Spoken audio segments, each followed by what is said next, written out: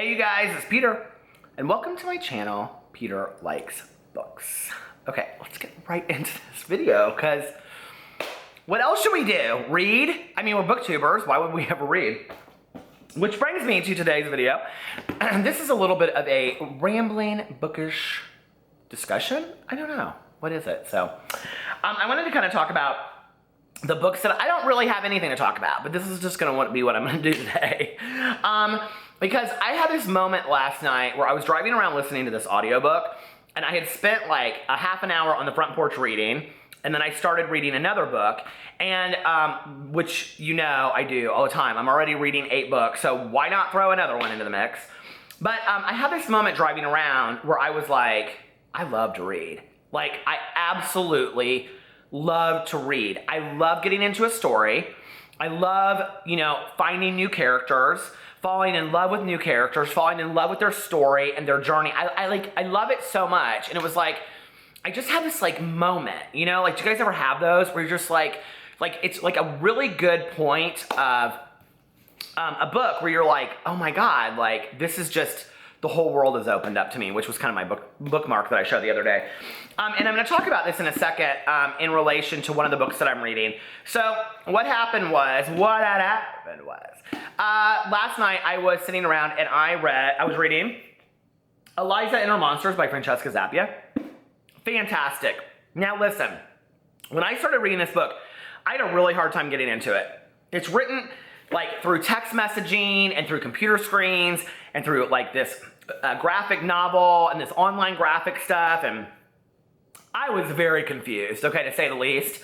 But now, like, I'm completely living for it. I am on page 205, so I'm like halfway through the book, and I did something in here, and it was interesting. I'll tell you about this in a second, but and so I like have fallen in love with this book. Like, I carry it with me now everywhere, and even if I just have 5 minutes to read 2 or 3 pages, I do. So I'm hoping to finish this by the end of the week. I cannot wait. It is fantastic. It is so good.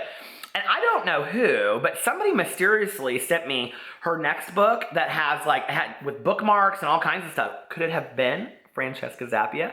I have like tried to tweet her out, and she'll like my tweet. We live in the same city. I want to meet her. I want her to be my writing friend or my bookish friend. So, but then I had gotten this next book at the library, and I started reading it, and I am already like 4 chapters in, and I literally read literally every video I do, there is a word like, or I love it so much, and this one is going to be literally, I can just tell, literally. Creaky Halloween door. Oh my God, okay. Richard at Richard's Book Nook. I think that's his channel name. I'll look it up while I'm talking to you. His brand new book is out. You guys, I'm so excited. Oh my God. And I'm ordering it today on Amazon because I have an Amazon gift card. So I'm going to order it today. And I'm going to link the book below. I want you guys to all go check it out. I want to make sure that I get his book name right. Hold on a second. Where did he... Ah, oh, dang nation.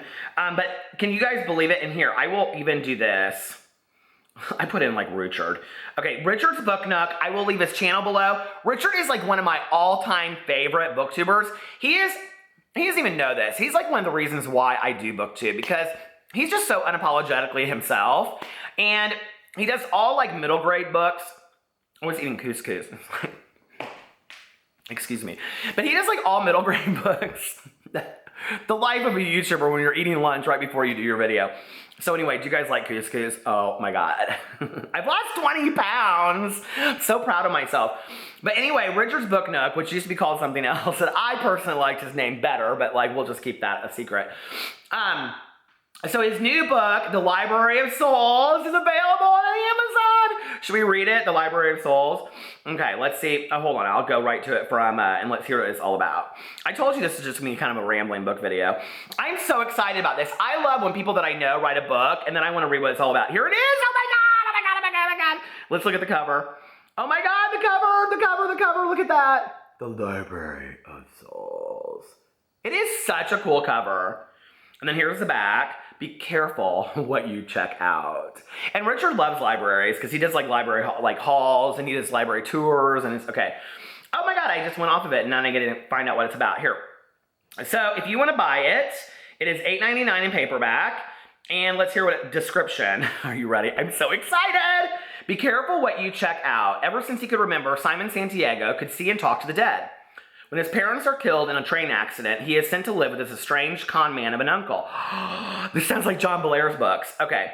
Soon Simon, wasn't there a Simon in John Belair's books? Soon Simon is put on as his uncle's assistant in a ghost expelling agency and carries out the hard work for his uncle, getting rid of the ghosts. Now 13 with his ability at full maximum, Simon is ready to take on bigger tasks with his uncle's booming agency getting more and more calls day by day.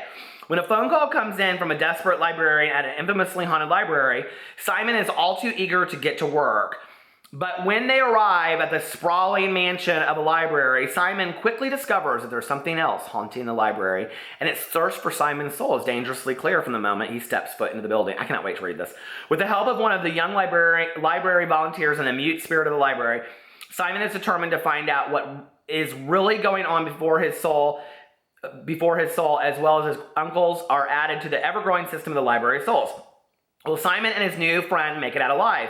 Find out in the brand new middle grade horror novel from the YouTube personality, Richard Denny, featuring an array of spooky photographs that will chill you to the bone if you're not already dead. About the author, Richard Denny resides in Texas. He enjoys reading, writing, pizza, horror movies, making YouTube videos, and fending off wicked demons with bad hairdos in his spare time.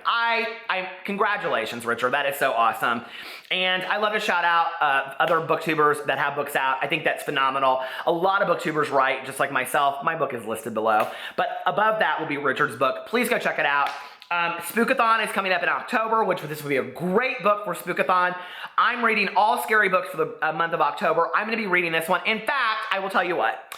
During the month of October, I will make Richard Denny's, Richard's Book Nook, Library of Souls, my Buddy Reads book for anybody that wants to do it with me. So go check it out. It's $8.99, you guys, on Amazon for paperback. That's super cheap. So we can all do that and support a fellow booktuber. Okay. So the book I got from the library, so that is it. I'm so excited. I can't wait to get that and show it in a haul and then read it in October. Is Goodbye Days, a novel by Jeff Zentner. He wrote The Serpent King, and I haven't read it yet, but I really, really want to, and I have it right over there. So I'm 4 chapters into this, and this is so good, you guys. Like, I literally read 4 chapters in like 15 or 20 minutes, like sitting on the front porch, and then I had to go. So I was like, okay, well, I have to go now. And the third thing is I am reading on Audible. I have been listening to all these mysteries and all this kind of stuff. I was like, I've got to like listen to something fun a little bit.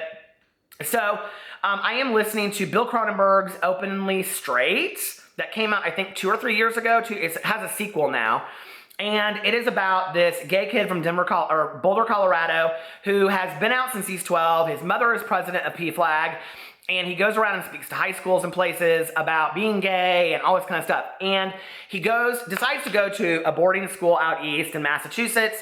And this is all like in the first 5 pages. I'm not ruining it for you. Or 5 minutes on Audible.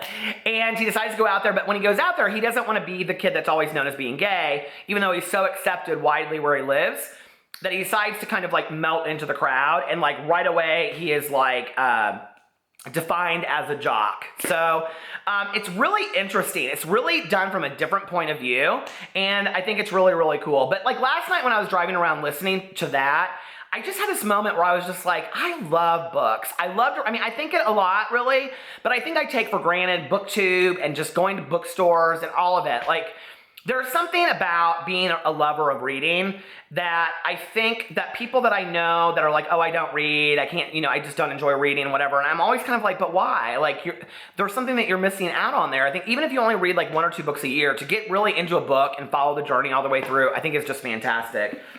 And there was, I did something, okay, so Dylan, the Reader 5, put out a tweet, and he said something to the effect of, what is your color coding system for books? He can listen, Dylan, okay? You need to pull in the reins. Dylan can get a little snarky on Twitter sometimes, okay?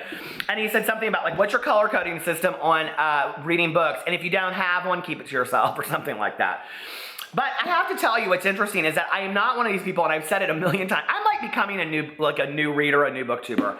I do not like highlight in books. I don't put post-it notes in books. I don't do any of that kind of stuff. Well, Eliza and Her Monsters changed all that for me. So if you can see in here, I should have 2 Post-it notes. 1, 2, they're both pink. Do you guys see them? I don't even see them.